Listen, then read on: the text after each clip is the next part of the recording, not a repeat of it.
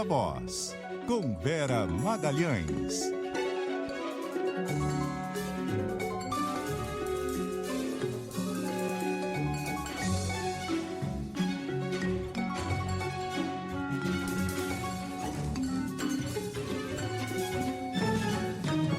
Oi, Vera, boa noite, tudo bem?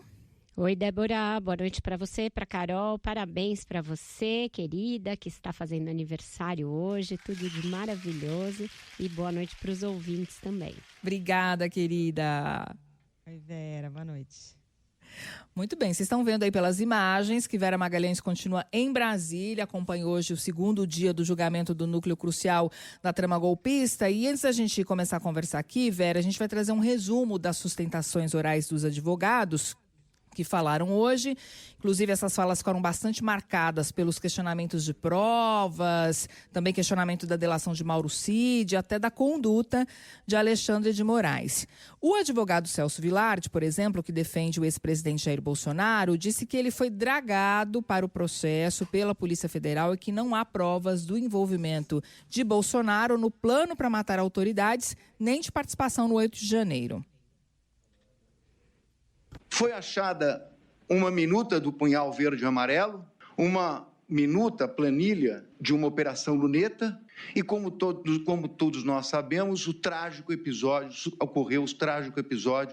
de 8 de janeiro.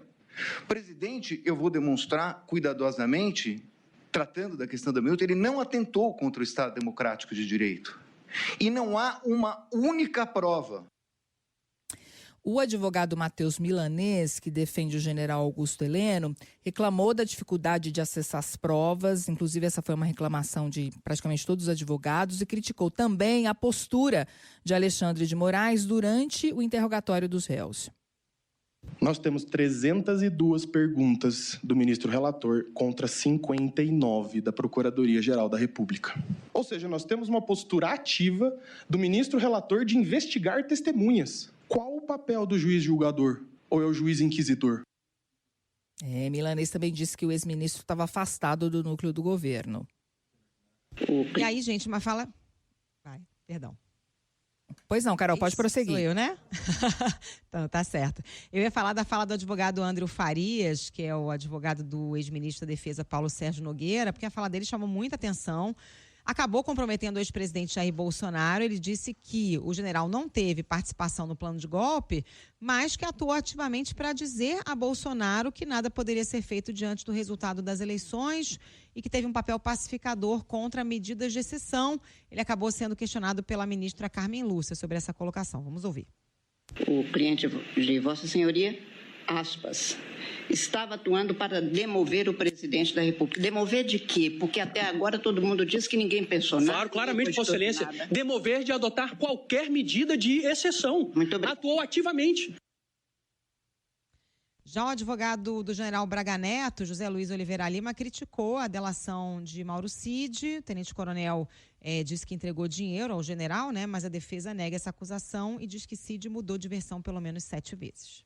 7 versões que foram apresentadas pelo réu colaborador. É inacreditável. Sobre o general Braga Neto. Vai se condenar uma pessoa com base em 7 versões? Isso não é prova. Isso é uma farsa. Isso é uma mentira. Bom, sustentações orais em toda a defesa terminaram hoje. O julgamento vai ser retomado na semana que vem com o voto do ministro Alexandre de Moraes. Que balanço a gente pode fazer, Vera, dessa fase? Quem foi bem, quem foi mal?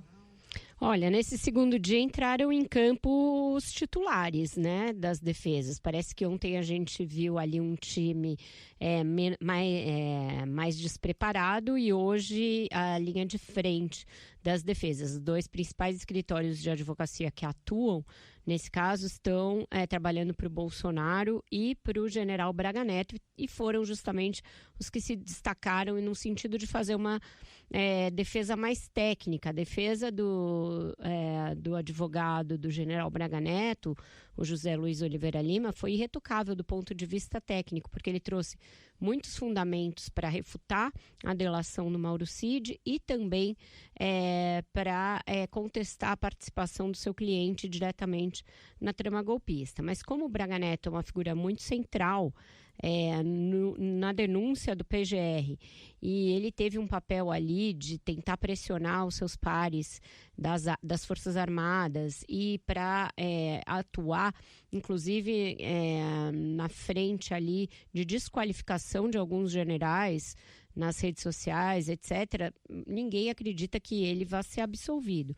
O azarão do dia, a meu ver, é o general Paulo Sérgio Nogueira, que foi ministro da Defesa, era o ministro da Defesa na eleição, foi quem participou, por pressão do Bolsonaro, daquela comissão que atuou no TSE para tentar questionar as urnas eletrônicas, que fez depois aquele relatório, etc., e que teve um advogado que até provocou alguns momentos cômicos ali no julgamento, porque ele fez uma série de citações, etc., porém, que encaixou essa estratégia muito inteligente de não negar a trama golpista, inclusive reafirmar sua existência, dizer que o Bolsonaro de fato pensava em medidas de exceção, ele usou essa palavra mais de uma vez, e que, no entanto, o seu cliente atuou para dissuadi-lo.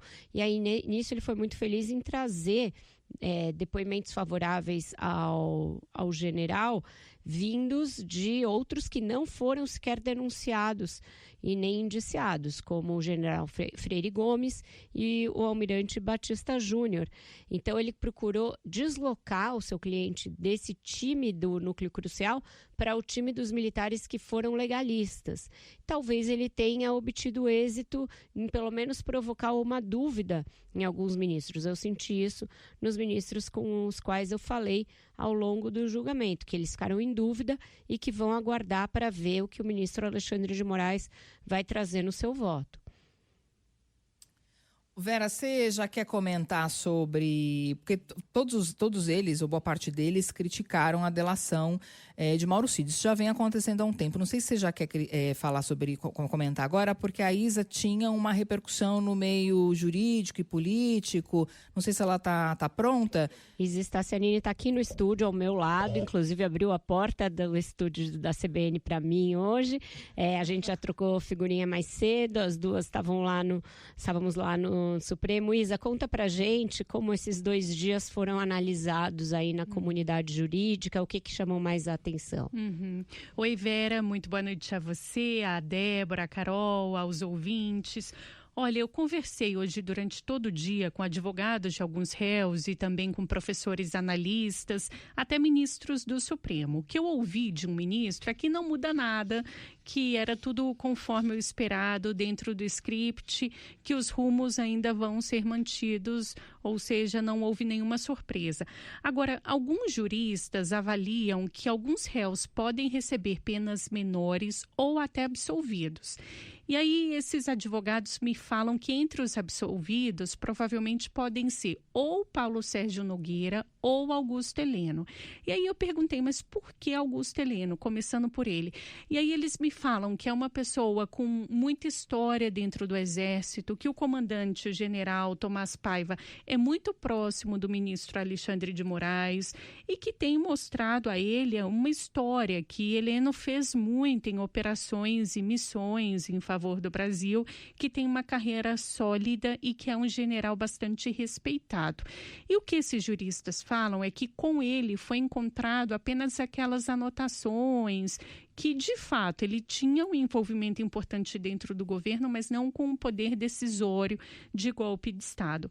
E sobre o Paulo Sérgio Nogueira, a análise é de que ele, inclusive, teria orientado o ex-presidente Jair Bolsonaro a não seguir nessa ideia de golpe de Estado. Inclusive, eu ouvi que a defesa dele, o advogado André Fernandes, atrapalhou, inclusive, a defesa, do Celso Vilardi, advogado do ex-presidente Jair Bolsonaro, e que foi muito ruim porque ele falou depois, então, sem chance para a defesa do Bolsonaro contestar. Já o Matheus Milanês, só para encerrar, advogado do Augusto Heleno, foi bastante elogiado pela defesa dos outros réus. O que eu ouvi é que ele teve coragem de dizer aquilo que os outros gostariam de ter dito. Mas por ser um advogado mais jovem, mais destemido, ele falou. De um lado, ele foi muito elogiado, só que de outro, eu ouvi que eles ficam na dúvida se isso mais atrapalhou ou ajudou o cliente, já que Moraes não gosta de ser confrontado, Vera. Exatamente. Eu acho que esse fator aí pesa bastante, porque enquanto todos os outros foram muito cheios de dedos e cautelosos em contestar o ministro Alexandre de Moraes, ele foi irônico em toda a sua fala, uma fala longuíssima, que ele cronometrou, ele inclusive teve que cortar a fala, porque na véspera estava dando 1h10 e ele cravou 1 hora. Queria mostrar 105 slides, talvez tenha dado uma enxugada ali, mas toda a tese dele era de que aquela agenda que foi apreendida com o general Heleno, ela sofreu uma montagem, que a ordem do encadeamento dos fatos não era aquela que a Polícia Federal fez, e ele disse que fez de propósito para levar o Ministério Público a erro. E ele chamou o ministro de inquisidor, disse que o Ministério Público e a PF mentiram. Esse tipo de adjetivação não costuma ser bem visto no Supremo Tribunal Federal. Além disso, o fato do general Heleno ser alguém de máxima proximidade com o Bolsonaro, comandante do GSI, naquela reunião ministerial lá de julho de 2022, ter tido uma fala bastante incisiva no sentido de que qualquer coisa que tivesse de ser feita, teria de ser feita antes das eleições, e frisar isso. Então, esses são fatores que tornam difícil que esse argumento que a Isa trouxe, que está sendo muito usado, da idade do general, dos serviços prestados, que isso pese no sentido de absolvê-lo. É claro que na hora de definir o cumprimento da pena, o regime, a idade dele pode ser levada em conta, até para uma prisão domiciliar, etc., para a dosimetria da pena. Mas eu acho que absolver o general Heleno, num contexto em que você está dizendo que o presidente estava movimentando toda a máquina do seu governo para praticar um golpe de Estado, seria bastante difícil. Tanto que o advogado faz uma coisa ali engenhosa, quer dizer que, olha, nos últimos tempos o general nem estava assim tão presente no núcleo político. É um revisionismo histórico isso, sempre foi um dos mais próximos do Bolsonaro. Então é difícil de colar isso junto aos ministros. Junto ao ministro Alexandre de Moraes, impossível. Como a maioria dos ministros vai seguir o voto do ministro Alexandre de Moraes, eu acho que a chance dele ser absolvido é meio zero. E a delação do Cid, como a Débora estava falando antes, foi muito atacada, né, Vera? Ela para de pé? Olha, essa eu acho que é uma coisa em que a defesa tem bastante razão do ponto de vista técnico. Principalmente do modo como o José Luiz Oliveira Lima enunciou. Primeiro, ele fala uma coisa que eu acho que ele tem razão em relação ao cerceamento de defesa, que foi uma outra queixa bem generalizada entre os advogados, porque ele diz, olha, todos os momentos dessa ação foram gravados. O Supremo está se jactando do fato de ser a corte mais transparente do mundo. Porque justo a acariação entre o meu cliente e o delator não foi gravada. Isso seria importante a gravação para que a gente pudesse mostrar, para que todos pudessem ver o constrangimento, a expressão corporal, quem é que tinha ali uma maior expressão corporal de quem está falando a verdade. Ele tem razão nesse ponto, é muito difícil de refutar, diante inclusive desse fato de que todos os outros ritos foram filmados, porque justamente esse não. Então, nisso ele tem razão. E quando ele elenca as razões pelas quais a delação é questionável, você vai encontrar recentemente decisões do Supremo no sentido de todas elas. De questionar a delação de réu preso por muito tempo, de questionar a delação que vai e volta, de questionar a delação que depois não tem prova de corroboração muito clara. Nesse sentido, eu acho que pelo menos ele deveria ter uma pena substancial, uma vez que ele confessou um monte de crimes e não colaborou tanto assim. Vamos ver como que o ministro Alexandre de Moraes vai argumentar para defender a manutenção dessa delação e como isso vai bater nos outros ministros. A gente sabe que esse é um ponto em que o ministro Fux vai forçosamente divergir. Ele vai divergir da manutenção dessa delação. Se ele vai entender que, a despeito de cair a delação, as provas se sustentam ou não, é um outro ponto. Mas essa delação vai ter pelo menos um voto pela sua derrubada. Vera, vamos falar um pouquinho mais das expectativas para a próxima semana. A sessão vai ser retomada na terça-feira, dia 9 de setembro, às 9 da manhã, sessão de manhã e à tarde, previstas nesse dia. Como você já trouxe, é o ministro Alexandre de Moraes, o relator, que inicia a votação. Os demais ministros devem segui-lo, mas deve haver divergência. Como é que vai ser exatamente essa ordem e quando podemos ter um resultado? Débora, é esperado que o voto do ministro Alexandre de Moraes seja muito incisivo, que contenha ali, como em outros momentos em que ele falou, uma alta carga ali de dramaticidade para deixar clara a gravidade do que se praticou, que não foi ali uma série de considerandos, atos preparatórios, cogitações, e sim algo bem urdido e que poderia ter levado à supressão da democracia no Brasil. Deve durar pelo menos 2 sessões, e aí depois dele votam os demais ministros. A gente não sabe o grau de divergência que vai ser apresentado pelo ministro Fux, mas a gente sabe que haverá em relação à delação, pode haver em relação a alguns dos réus, pode haver em relação à sobreposição ou não de crimes e também na discussão da dosimetria da pena, que essa é uma que a gente não sabe o quanto tempo pode durar e nem se vai se encerrar até a sexta da semana que vem. Pode ser que a gente chegue numa situação em que o veredito é dado até sexta-feira, com os votos de todos os ministros, e aí se começa uma longa discussão a respeito da dosimetria e da admissibilidade ou não de recurso, porque tem uma circunstância muito específica do julgamento estar sendo feito na turma e não no plenário, e do número mínimo de votos divergentes que seria necessário para que caibam embargos.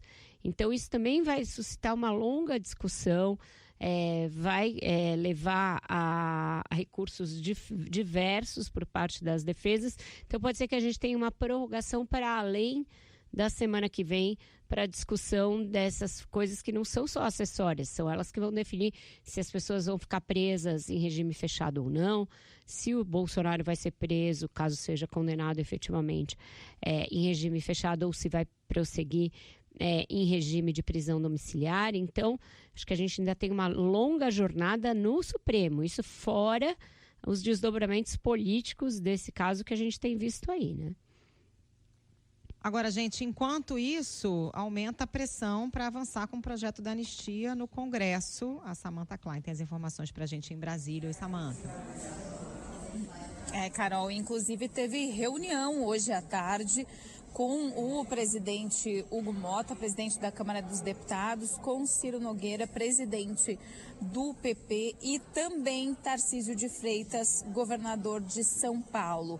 Quem mais está nessa comissão de frente, aliás, nos bastidores da articulação para a votação do projeto da anistia, é o ex-presidente da Câmara, Arthur Lira. Inclusive, um líder me disse, olha, é ele quem está fazendo a união de todas as pontas. Essa pessoa utilizou essa expressão.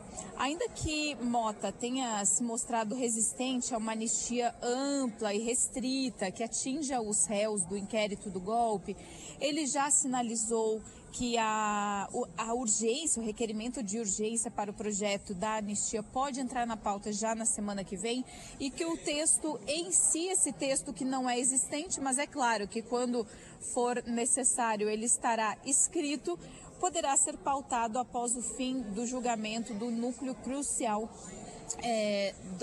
da trama golpista. Por outro lado, o presidente do Senado, Davi Alcolumbre, também entrou em campo, afirmou que vai apresentar um texto alternativo.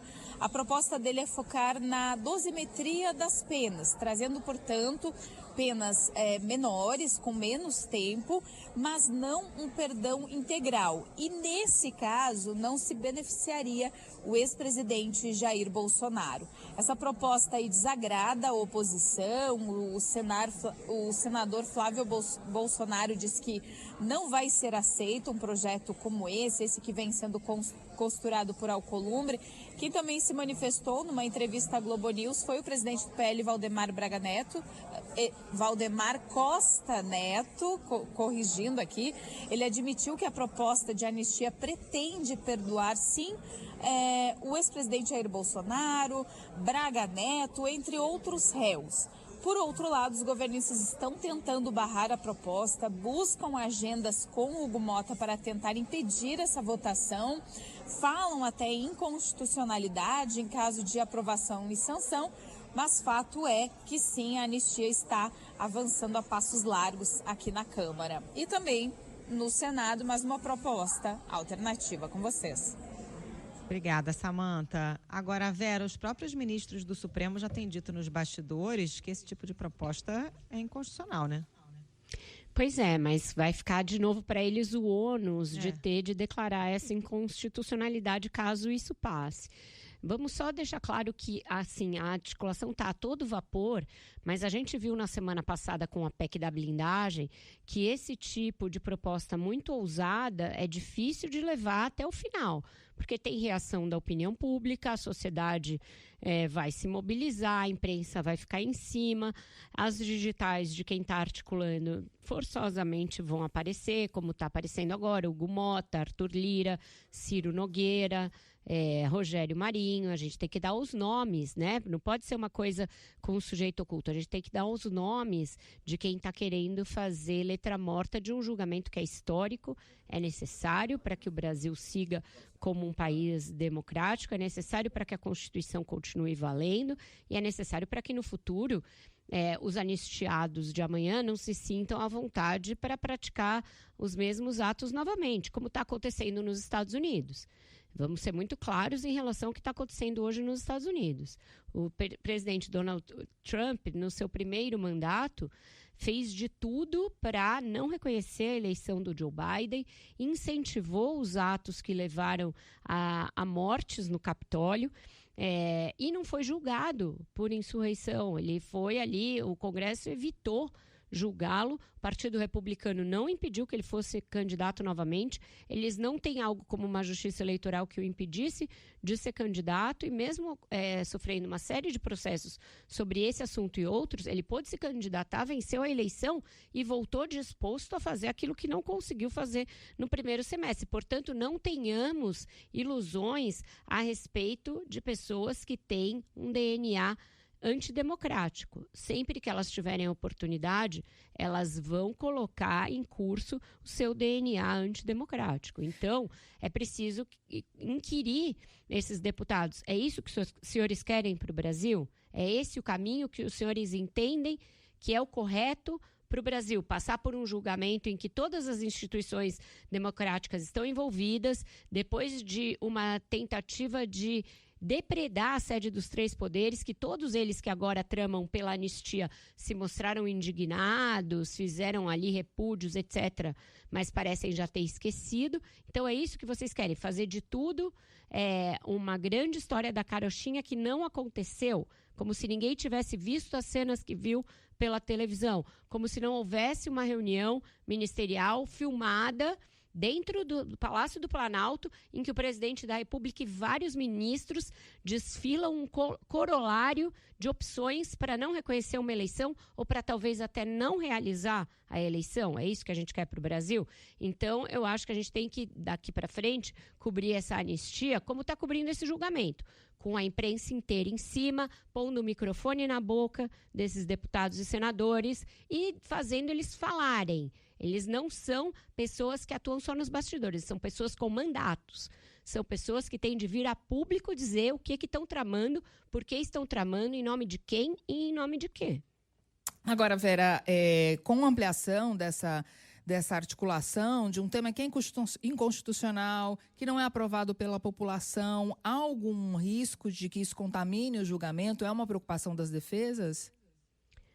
Eles estavam um pouco ali pesarosos hoje de manhã, que não era hora para esse assunto aparecer, porque eles acham que os ministros vão se unir e que até os votos divergentes que eles pudessem ter a seu favor podem deixar de vir em função de uma união pelo próprio tribunal, porque isso seria fazer os ministros de moleques. Você fica ali em várias sessões de horas e horas de julgamento por 2 semanas e no dia seguinte vêm os deputados e falam: olha, era tudo uma pegadinha do malandro, isso aí que vocês fizeram não vale de nada, vocês fizeram papel de trouxas. Então os advogados não acharam que para o trabalho deles isso foi uma boa, mas mesmo eles sabem que isso aí está rolando a todo vapor, mesmo que eles não possam aconselhar os seus clientes de que talvez o timing não fosse esse. E como é que está a articulação do governo diante de tudo isso, hein, Vera? O governo está tomando tanta bola nas costas no Congresso, vai ficar assistindo também essa articulação em torno de anistia? Eles estão achando que tem que fingir que não é com eles, porque o Lula pode ser instado a vetar depois ou não, e aí vai ter que decidir, que eles não querem que passe para a opinião pública essa impressão de que é tudo uma bola dividida entre eles e o Supremo, tudo um jogo combinado, mas o Supremo olha, a gente está aqui sozinho na defesa da democracia, onde é que está o governo, onde é que está o presidente? Então também ouvi essa reclamação de parte dos ministros de que sobra tudo para eles e eles ficam com todo o ônus, todo o desgaste e o governo meio fingindo que não está vendo o que está acontecendo. Bom, a gente invadiu aqui o tempo do intervalo. Vamos fazer o seguinte, vamos para o repórter CBN e na sequência a gente faz então o intervalo para que você fique com notícias da sua região e depois tem mais Viva Voz. Viva Voz de volta, Igor Cardi em Brasília tem mais informações sobre o almoço entre o presidente Lula, Davi Alcolumbre, enfim. O assunto é o desembarque do União Brasil do governo, né, Igor? Foi esse o assunto, pelo menos?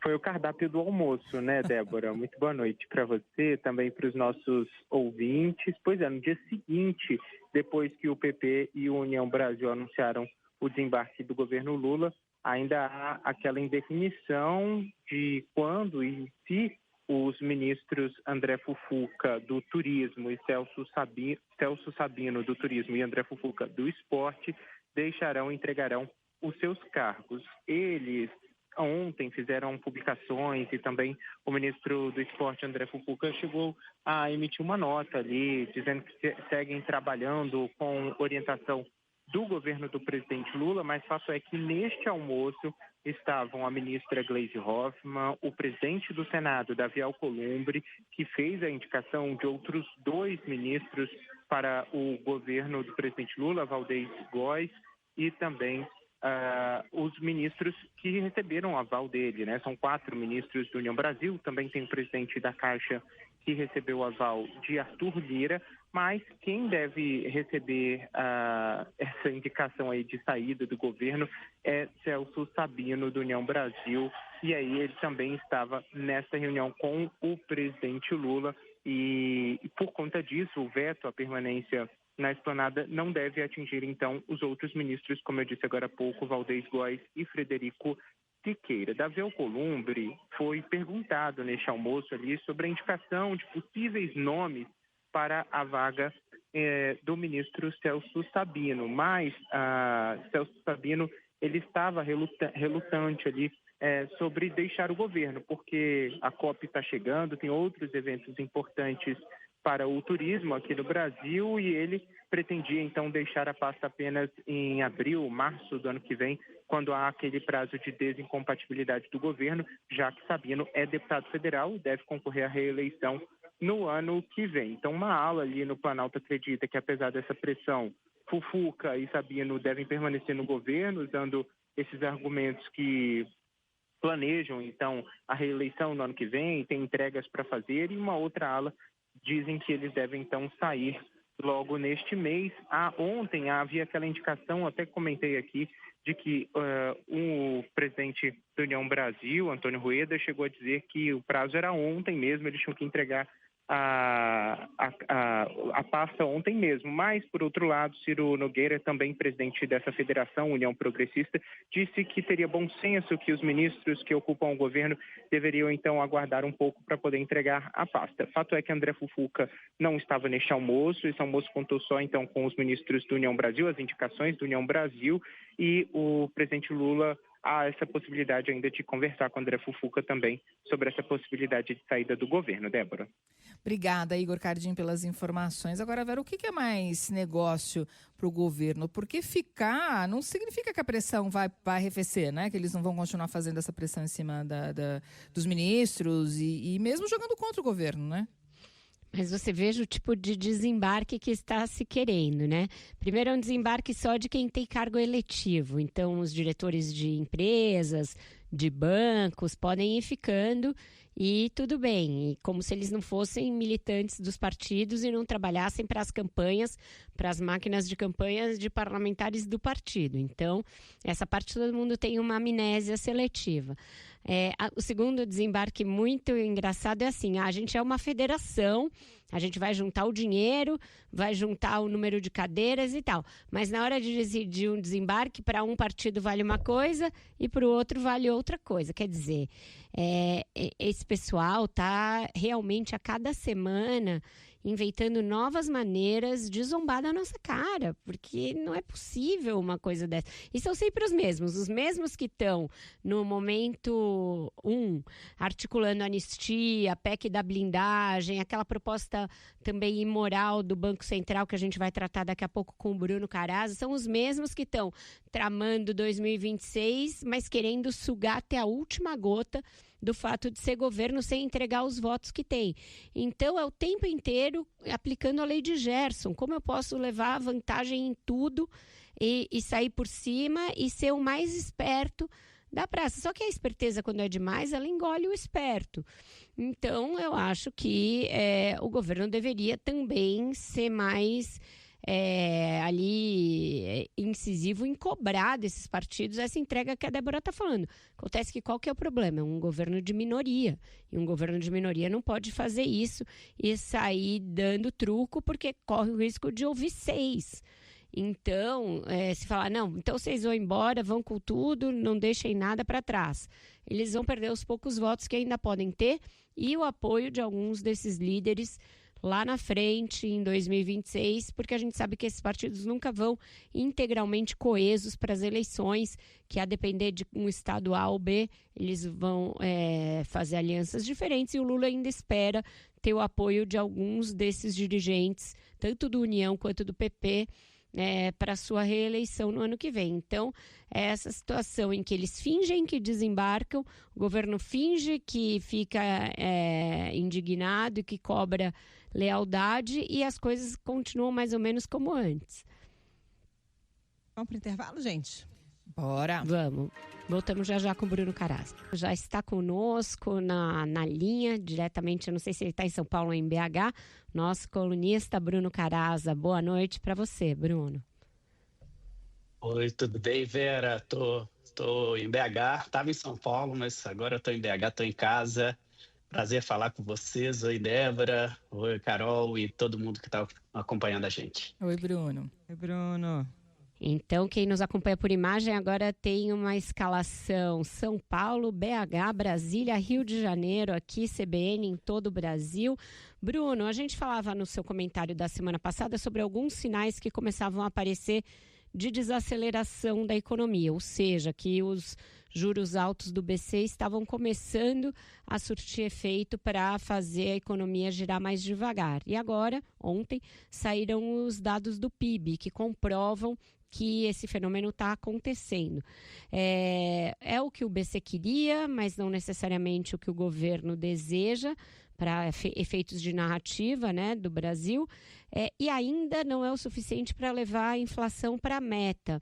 O que a gente pode esperar daqui para frente em função desse cenário que está posto? É isso, Vera. Os sinais já existiam, né? Mas ficou muito claro ontem quando saíram os dados do PIB que é essa medida síntese aí da economia, porque ela soma tudo que se produz no Brasil num determinado período. Então, o IBGE divulgou ontem o PIB do segundo trimestre do ano, então de abril até final de junho, e os sinais são muito expressivos de que a economia realmente está desacelerando. É bem interessante quando a gente faz a comparação desse trimestre com os mesmos trimestres do ano anterior, e a gente vê um filme mesmo da economia brasileira. A gente olha para trás, né? O ano 2024 começou com a economia brasileira acelerando, porque a Selic estava caindo, e aí chegou até um máximo de um crescimento de 4%, um ritmo de crescimento de 4% ao ano. Foi aí que a inflação, pela primeira vez, superou o limite da meta do Banco Central, e aí o Banco Central pisou no freio da economia, começou a subir a Selic, que estava em 10,5%, foi subindo até chegar nos 15%. E aí a gente vê a economia brasileira desacelerando. O PIB foi caindo, né? O ritmo de crescimento do PIB foi caindo e chegou nesse ponto desse segundo trimestre, que é 2,2%, com outros sinais também da economia indo mais devagar. O consumo está girando num ritmo menor do que a economia como um todo, o que também é um sinal de que os juros estão puxando para baixo. E mesmo quando a gente olha para os setores, o primeiro semestre desse ano, aqueles setores que estão mais ligados ao crédito, mais dependentes da taxa de juros, tiveram um desempenho pior, né? Pegar o caso do comércio, o caso da construção civil, o caso da indústria, enquanto os setores que puxaram para cima foram o caso do agro e o caso da mineração e do petróleo, que são setores que são menos dependentes do crédito local. O agro, inclusive, tem crédito subsidiado, então ele não sofre tantos efeitos da Selic. Então, são sinais inequívocos de que a economia está desacelerando. É o efeito do remédio que o Banco Central aplicou de subir os juros para combater a inflação. Então, primeiro a gente sente a economia girando mais devagar e só depois que a gente começa a ver a inflação realmente caindo. Então, esse segundo ponto, né, que é o objetivo final, ainda não apareceu. O mercado acha que vai começar a aparecer em breve. E, Bruno, falando em Banco Central, está todo mundo prestando atenção no julgamento no STF ou na discussão do projeto da anistia no Congresso, mas tem um outro texto, um outro projeto que está circulando entre os parlamentares, que é para ter o poder de demitir diretores, né? Enfim, intervir no Banco Central. O que é isso exatamente? É isso, Débora. Enquanto todo mundo está olhando para o Supremo, para o julgamento, o Congresso vai aprontando as deles, né? Então, é um projeto que estava dormindo lá no Congresso e que os deputados acharam por bem aí ressuscitar, que é um projeto que dá poder para o Congresso para demitir os diretores do Banco Central. É bom a gente lembrar que foram longos anos de discussões para se aprovar a autonomia do Banco Central, dar mandatos para o presidente e para os diretores do Banco Central, para que eles não sofressem aí a interferência política do governo nas decisões que eles tomam. Isso só foi aprovado em 2021, mas agora o Congresso ressuscita esse projeto, prevendo uma hipótese de demitir presidente e diretores do Banco Central. O termo é que quando a condução dos trabalhos por eles for incompatível com os interesses nacionais. Agora, interesses nacionais é uma expressão totalmente aberta e coloca qualquer coisa aí nesses interesses nacionais. E por falar em interesses nacionais, é muito suspeito que isso surja justamente nesse momento em que a gente tem dois casos aí que movem com muitos interesses econômicos e políticos. A gente tem o caso do Banco Master, né, que é um banco que tinha operações, assim, para se dizer, bastante heterodoxas no mercado, bastante suspeitas, e que ele está sendo resgatado, aí, comprado pelo BRB, que é um banco estatal do Distrito Federal. O Banco Central está impondo limites para essa compra, para tornar essa compra em condições menos prejudiciais para o mercado e até para os acionistas, né, que no caso são o governo do Distrito Federal.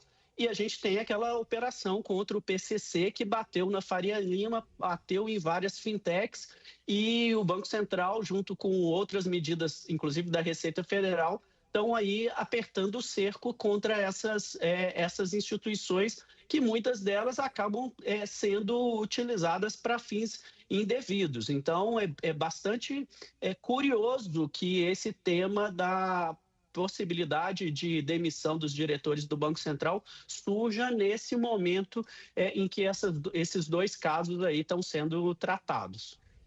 E tá virando moda, né, Bruno? Porque nos Estados Unidos também o Trump tá ameaçando, quis demitir uma diretora do Fed, está enfrentando uma batalha judicial por causa disso. É isso, Carol.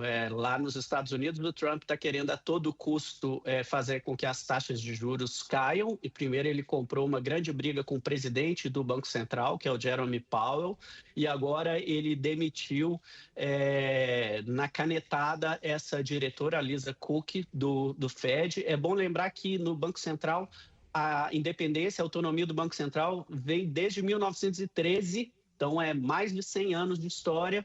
Lá, os mandatos dos diretores do Banco Central são de 14 anos, para você ver como que é para preservar mesmo a autonomia. São mais de 3 mandatos presidenciais que eles ficam no comando, e nunca na história dos Estados Unidos houve um caso sequer de demissão de diretor do Banco Central pelo presidente da República. Então, essa ação do Trump, combinado com essa tentativa que a gente vê aqui no Brasil, agora no Congresso, mostra que a classe política quer sim influenciar as decisões que são tomadas para os fins mais diversos possíveis, e isso é muito ruim, porque afasta essas decisões, que são decisões muito técnicas, né, que têm um impacto muito grande na vida das pessoas, afasta essa decisão do que recomenda a técnica para algo como um uso político, um uso até, em alguns casos, até de populismo ou fins até escusos, né? Isso é muito preocupante que aconteça isso. A gente pode discordar das decisões do Banco Central, é importante que a gente discorde, mas a gente também precisa preservar as instituições para que elas tomem as melhores decisões possíveis. Exatamente, é disso que se trata. Obrigada, Bruno, por hoje. A gente volta a se falar na próxima quarta-feira e eu espero você até lá. Combinado, gente. Até semana que vem. Um abraço. Tchau, Bruno. Tchau. E antes da gente encerrar, a Karen Lemos tem mais informações ao vivo aqui em São Paulo sobre os empresários que foram para Washington tentar negociar tarifaço, né, Karen? Exato, e também participar da audiência pública, que é parte da investigação aberta pelo escritório do representante comercial americano contra o Brasil. Hoje, durante essa audiência, a Confederação da Agricultura e Pecuária do Brasil e também a Confederação Nacional de Indústrias defenderam seus setores.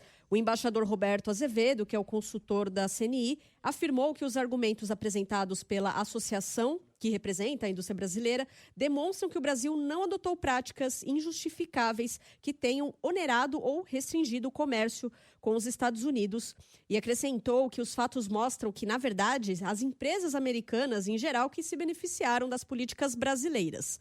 Já a diretora de Relações Internacionais da CNA, Suemi Mori, disse que o agro brasileiro decorre de fundamentos legítimos e não por práticas desleais de comércio, e ressaltou que mais de 90% das importações do Brasil seguem o princípio da nação mais favorecida, que assegura a igualdade aí no tratamento aos produtos americanos. Essa missão empresarial começou hoje e se estende até amanhã, reunindo cerca de 130 empresários e representantes de associações de setores industriais. E aí, como você mencionou, Débora, nesses encontros também tentam aí abrir uma janela de negociação contra o tarifaço de 50% em cima de alguns produtos brasileiros e tentam também conter uma escalada dessa crise, né? Lembrando aí que semana passada o governo brasileiro deu mais um passo visando aplicar a lei de reciprocidade econômica. A Câmara de Comércio Exterior deu início ao processo que inclui notificar o governo americano com uma resposta ao tarifaço brasileiro. Ligando o alerta aí de que essas taxas podem aumentar mais, né, Débora? Isso aí, valeu, Karen. Débora, temos música hoje, aniversariante pode atacar de DJ. Pode, escolhi uma música aqui. Solta o som aí, Ronaldinho.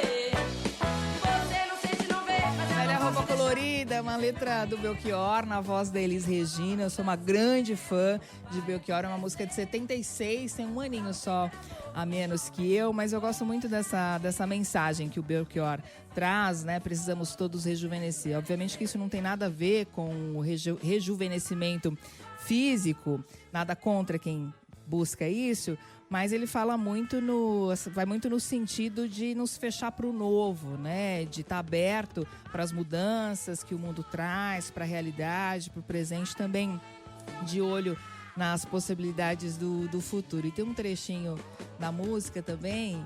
Ai, será que vai chegar aí? Vou deixar ela cantar.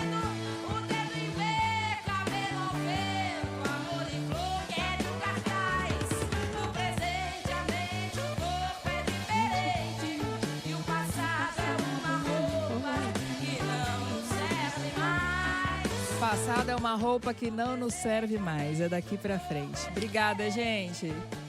Vale pra gente pessoalmente, vale pro país, vale pra política, né? Vamos pra frente, não ficar olhando pra trás eternamente.